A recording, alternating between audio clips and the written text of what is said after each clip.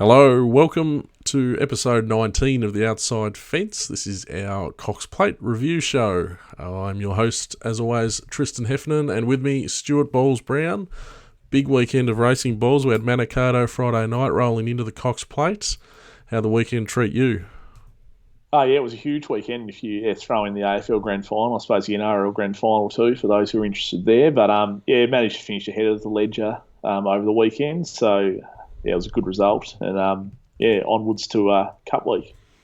Onwards indeed. Before we get stuck into this show, I just want to throw a thanks to everyone who gets involved with the preview shows that we've started to do. We had plenty of guys leaving their comments and their thoughts on Cox Plate weekend with the Cox Plate of the Manikato.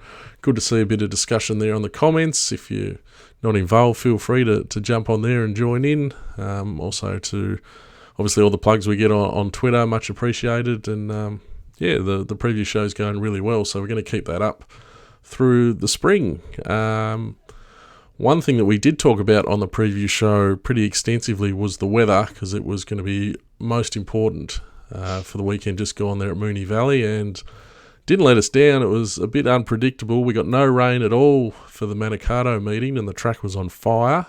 And then we got plenty of rain leading into the Cox Plate, so we got a genuinely rain-affected track.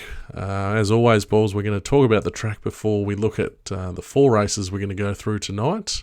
What did you make of the track on both days? Yeah, so on Friday, as you mentioned, there was, I suppose, expected to be a bit of rain through the meeting, but that actually never eventuated. And so, started off on a good, I suppose it was a good 4 during the day, but upgraded to a good 3, and stayed there for the night. But I'd be very surprised if the track really wasn't in the firm range, given that there were 2 track records broken sort of later in the evening, and it seemed to play very quick all night. As far as any pattern, the track seemed to play well for me. Like sometimes if it gets really firm, it can be near impossible to make ground, but horses were able to sit off the pace and make sort of a wide run as well. Obviously, you're able to lead on the fence too. So, I don't think punters could have had any complaints with the way the track played Friday night.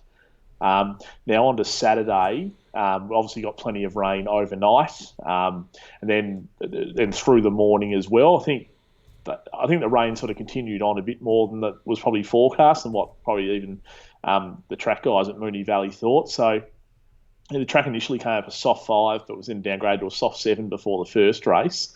There was no real rain through the program, which was obviously a bit of a blessing. So, the track stayed in the soft 7 range, and it was a genuine soft 7. You could see it was pretty hard work. The times weren't overly quick. As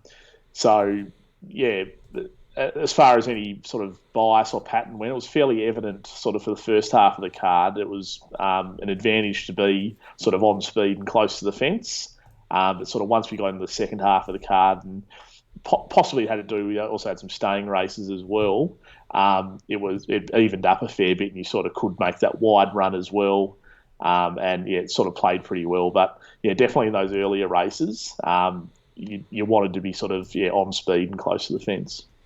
Yeah, we've talked before about trying to predict bias, and we've talked about when the rain comes on ground that has been raced on. Do you think that was the reason that the inside played so strongly early in the meeting, that the horses had been over that ground the night before? Yeah, it definitely could have. Like it's already opened up and it can dry out and sort of compact together a bit quicker than the sort of, I suppose, the lusher untouched grass.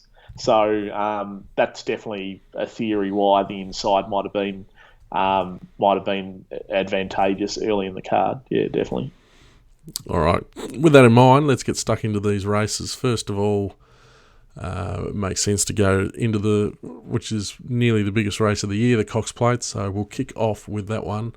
Obviously, the rain-affected ground was a major talking point leading in. The presence of the 3-year-old Grand Slam and the likely speed was a major talking point going in. Let's touch on the speed to start with, Balls.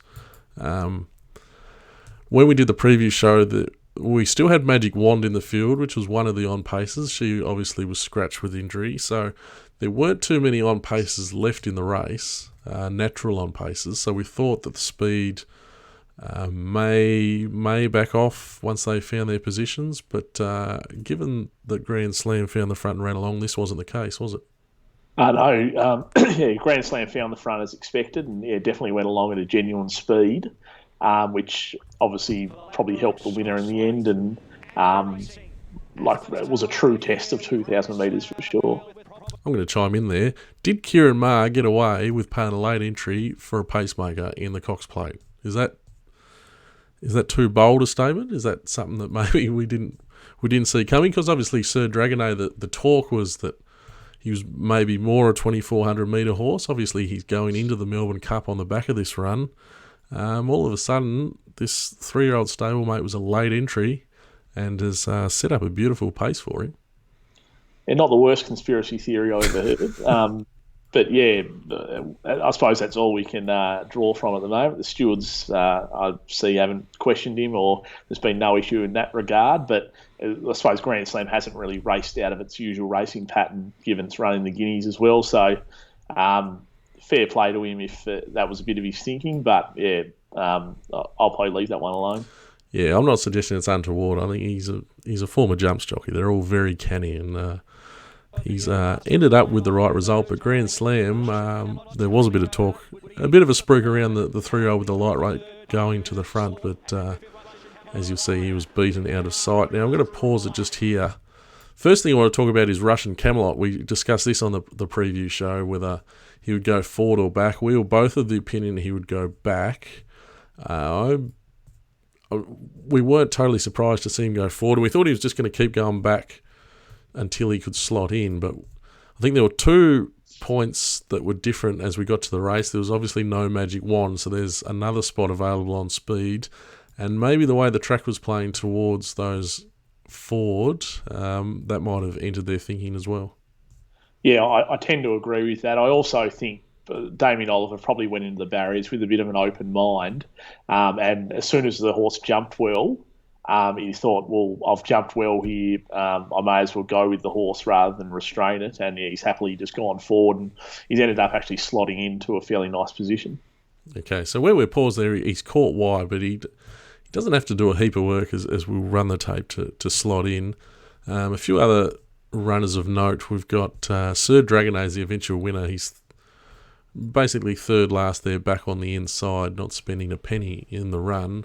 The second placed Armory was obviously in the all blue Coolmore colours there, around 6th or 7th. Any other runners you want to highlight here, Balls? Yeah, I'll highlight Arcadia Queen as well. She's in the pink and white colours, about sort of 4th and 5th last there.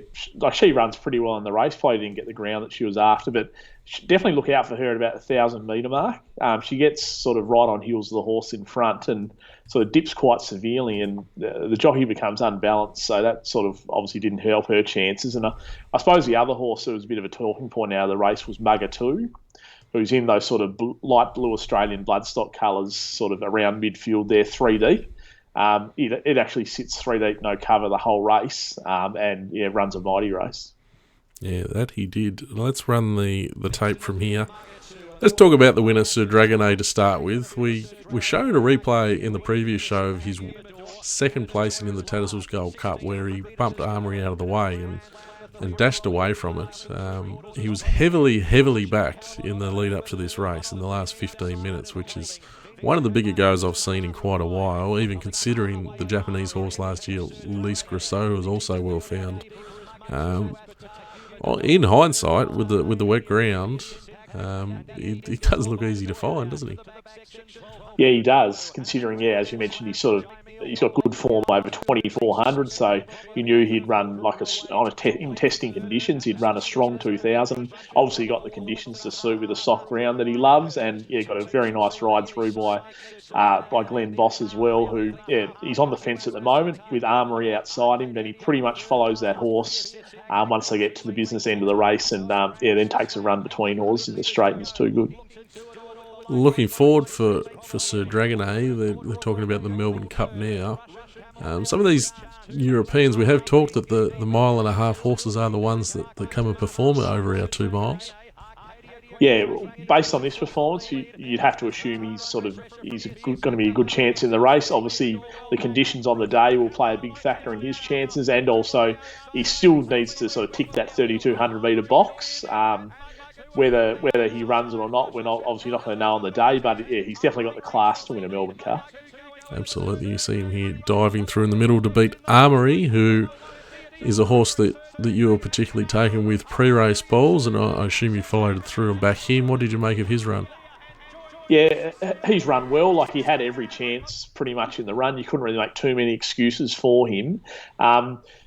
Maybe he would have been better on dry ground over the soft ground there. That might have he possibly turns the tables on the winner there if we're on sort of a good track or even a soft 5 or something like that.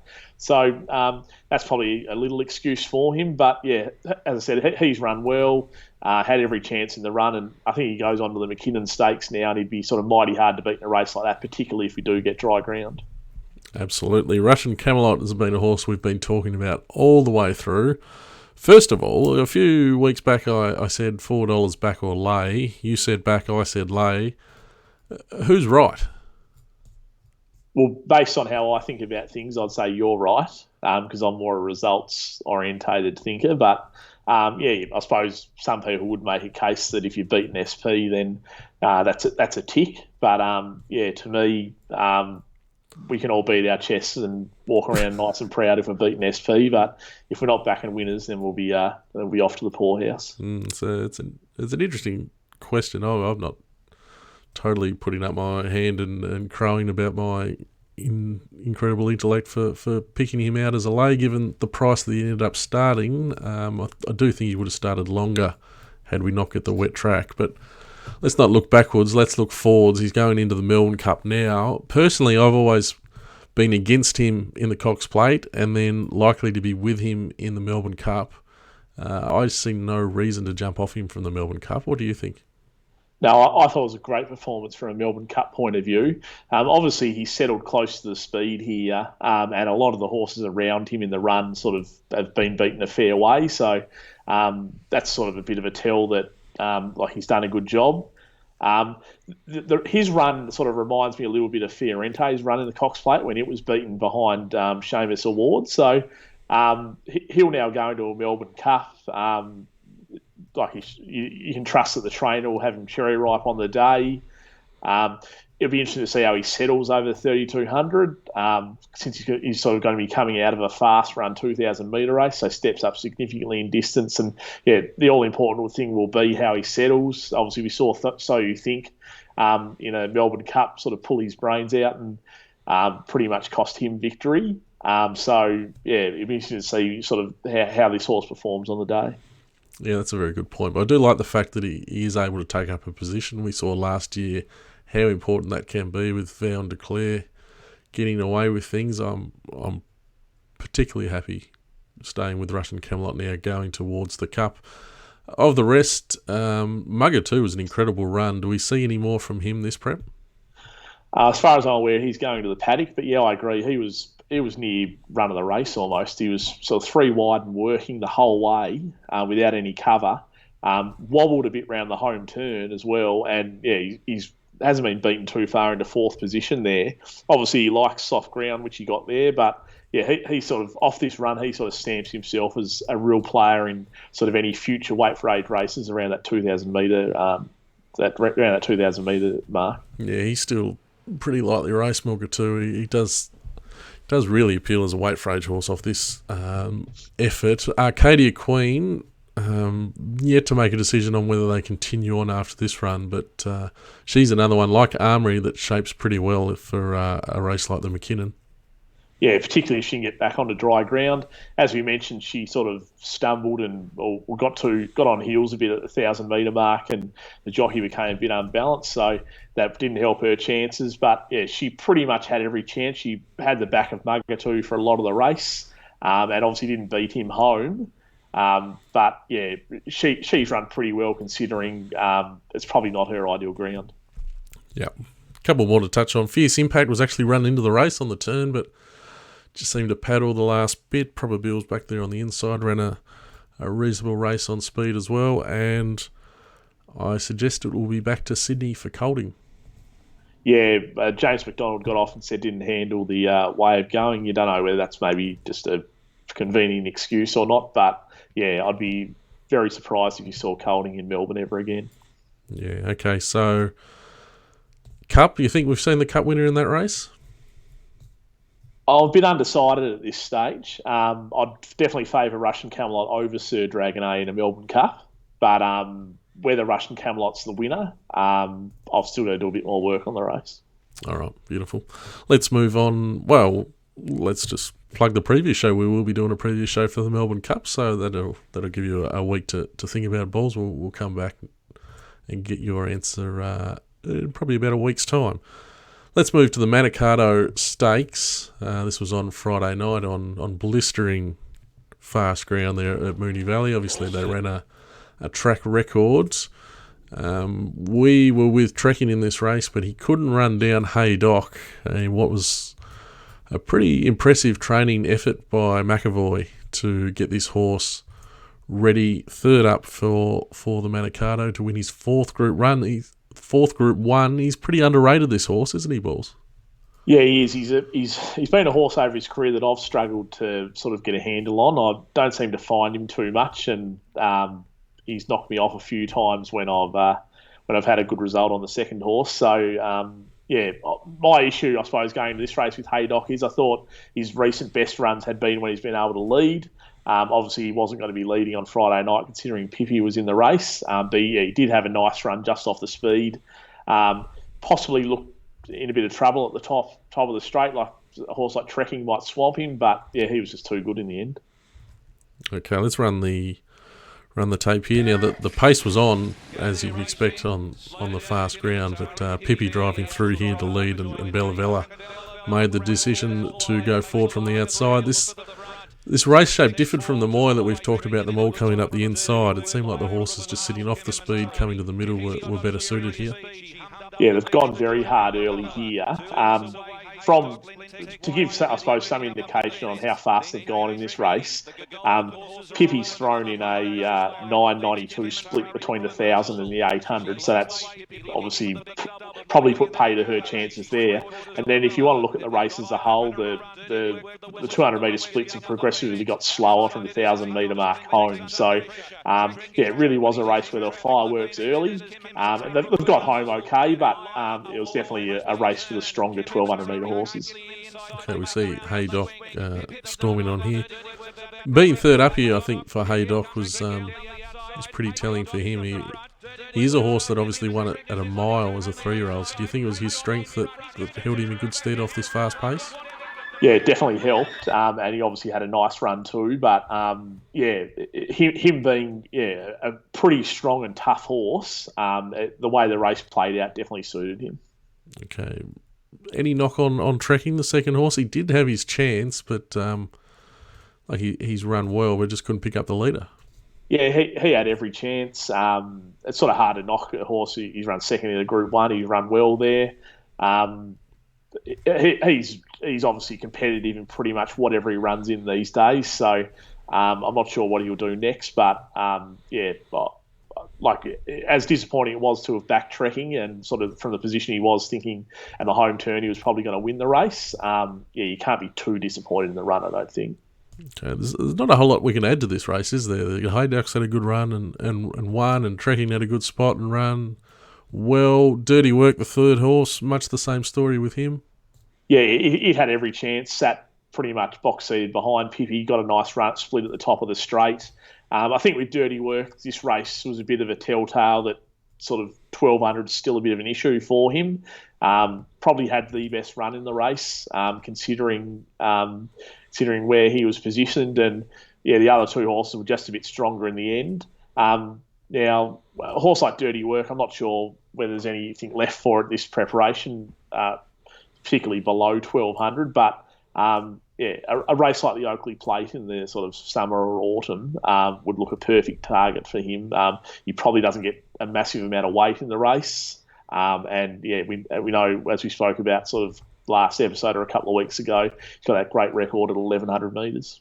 Yeah, he did win the Schillaci Stakes there leading into this race. The other one there, we've got Brooklyn Hustle and Kementari ran on. They tend to do that, don't they? Yeah, they do. Brooklyn Hustle, I sort of prefer her on the fresh side, so she's run probably as well as you'd expect there. And yeah, Kementari, there's a bit of chatter in the comments section about our thoughts on Kementari from the preview show. But yeah, once again, out of this race, he's not really a horse that I'm looking to follow. Okay. That's it for the Manikato. Let's look now at I keep calling it the Amy Vase, but Amy don't pay up for it anymore. It's the Drummond Golf Vase, the 2,040 metre race for the 3-year-olds as we look towards the Victorian Derby. One of the show's favourites here, Cherry Tortoni, got the chocolate spoils. What can you tell us about this race? Yep, so by this stage of the card, it was sort of, I suppose, most people were thinking it's very leaderish and you need to lead or be sort of close to the fence there. And Captain Corelli's jumped out and sort of led there. And he was quite firm in the betting as well, but yeah, not a horse that I was looking for in the race. Cherry Tortoni, the eventual winners, last at the moment in the red jacket with the white cap. And the other horse I suppose to look out for is Quay Quay, which is just in front of it in the predominantly sort of white colours with a brown cap. Okay, he's going to find a bit of trouble, Quay Quay, here, isn't he?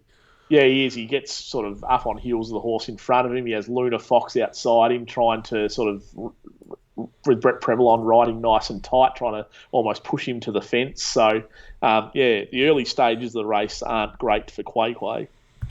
Okay, now, as the tape rolls, we're going to see that these horses from the back, they just go wide and pick up the leaders pretty easily. Now, given this wasn't what was happening leading into this race, does that give any more merit to the run of the back markers, or are we really potting the strength of these leaders? Yeah, I'd say more the latter, given that sort of both, I suppose the horses are in the last three positions at the moment, run the first three placings, but the first two have really sort of put a gap on the rest, and I'd say it's more a case of, yeah, they're the superior horse in this race, and maybe those horses up front possibly aren't ready for 2,000 metres at this stage of their careers. Okay, let's talk about Cherry Tortoni. Long been touted as a Derby horse. Was a bit disappointed in the Spring Champion. Now he looks back on track. Is there anything that could have pointed to the win here that maybe we have to be concerned about from the Derby, or can we just scratch the Spring Champion? How are we looking to the Derby with this horse? Yep, so he obviously has to be a great chance in the Derby off this. I still, like 2,500 is probably still a little bit of a query for him. As you can see, he sort of travels into the race really nicely here. And I suppose the big thing for him on Saturday was he got back onto soft ground, which a lot of his early form was on soft ground. So possibly if we've got a firm track for the Derby, that can be some query for him. But one thing you will notice here on the turn, he's really got his ears pricked, and it looks like Quay Quay's going to challenge and almost go past him. But I suppose as he gets a bit closer, Cherry Tortoni sort of really races the horse and kicks back to some degree and sort of holds it on the line. And as you can see, the massive gap back to third there. So it's really only a race where you can be interested, I suppose, in the first two coming out of it. Okay, Cherry Tortoni has been an obvious Derby type. I wouldn't quite say the same of Quay Quay. Do we see him go to the Derby? As far as I'm aware, he's actually not going to the Derby off that. So I think trainer Matt Kamani thinks he's possibly not ready for 2,500 at this stage of his career, which is pretty admirable of him.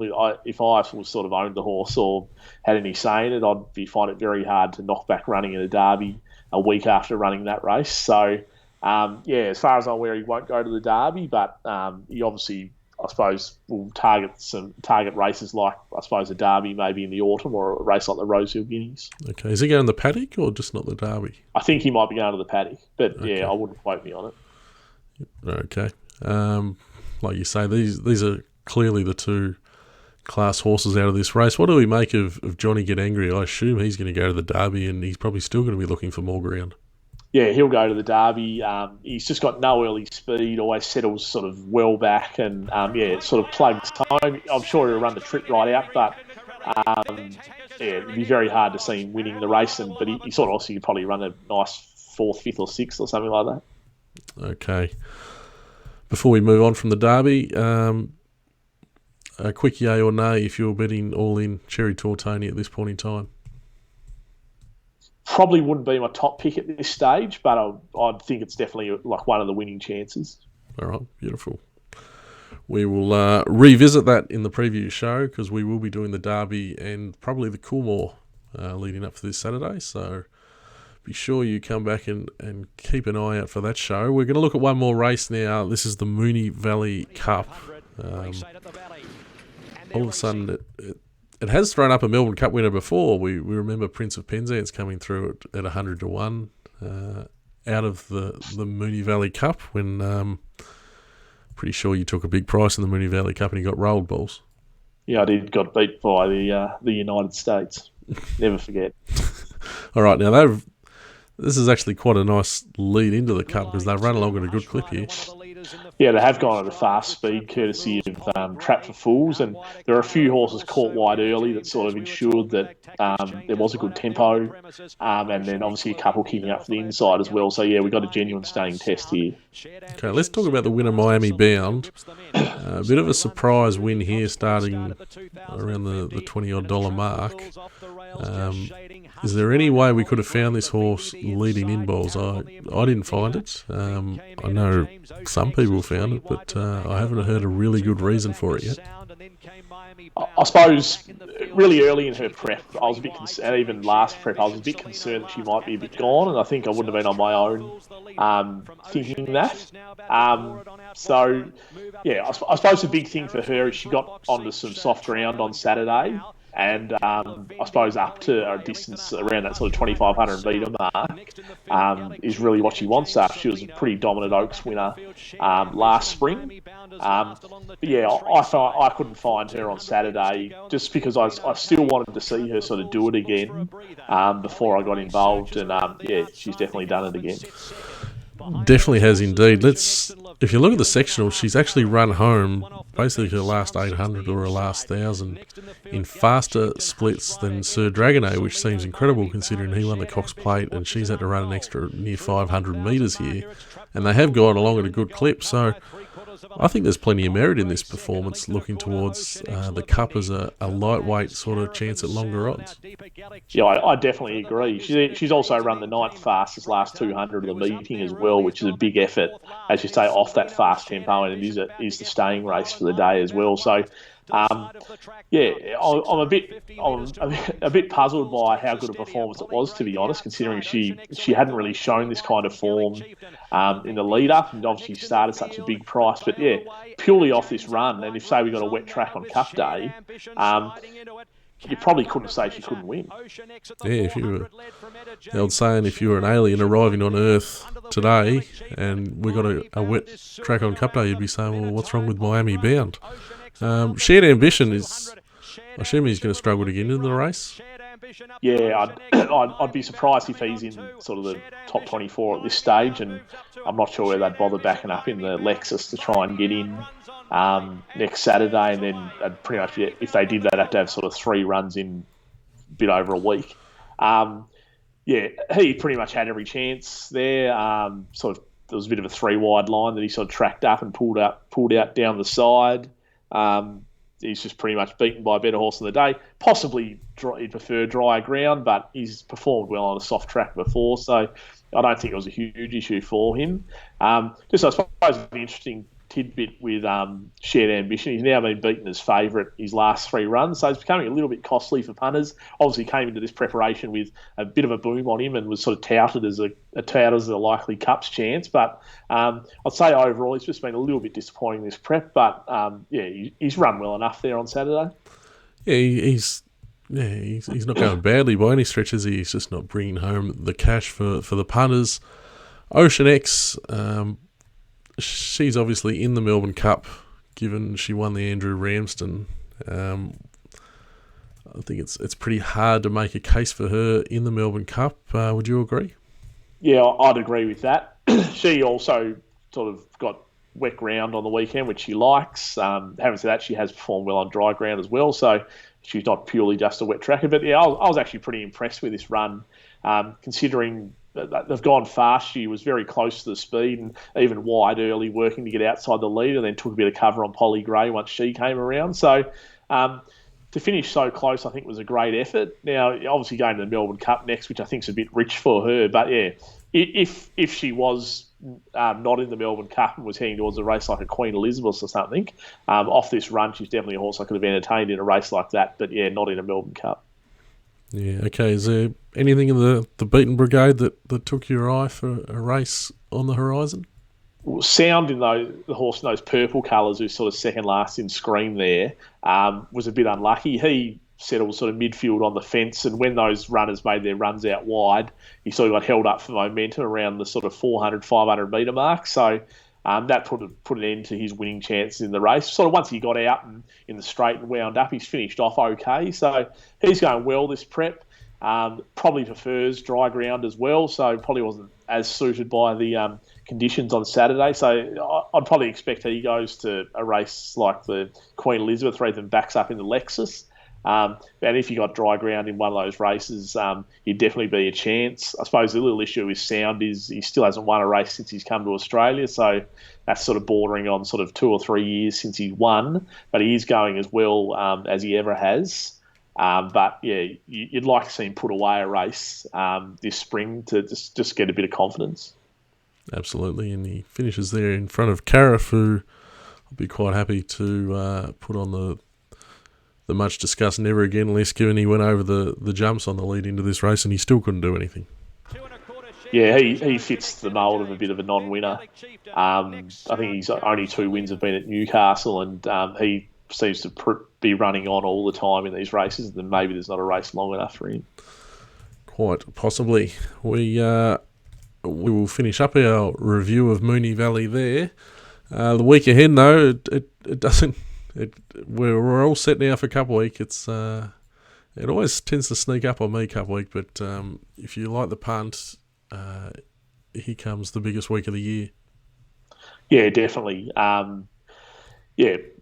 For us punters, we love it. It's the best week of the year, but thinking of all the work that needs to be done can be a bit scary. But yeah, hopefully we can find a few winners, and I'm sure we'll have a few preview shows over the week. Yeah, absolutely. We're gonna look at do a preview show for all of the 4 days of the Flemington Carnival. So we'll definitely be doing the Derby, the Cup, the Oaks, and what's the last day? The McKinnon. We'll definitely Darley Classic as well. Darley Classic as well. We'll probably look at the Coolmore, and we'll see what comes up during the middle of the week. So make sure you jump on the YouTube channel, hit that subscribe button so you get the notifications when the preview shows drop. Also follow us on Twitter, Teach Me H Racing. We always tweet out as soon as we go live on there, so you can jump on and get all our thoughts, and of course jump on the comments and leave us yours as well. There's a bit of discussion going on there, and a bit of good-natured ribbing amongst a few of the viewers, which is great to see. Balls, thanks as always for your time. I'll let you get away and start the preparations for a massive Cup week. Thank you as always, and to all the viewers out there, we will see you later in the week for the preview show. Thank you, Balls. Thanks, Hef. Pleasure as always.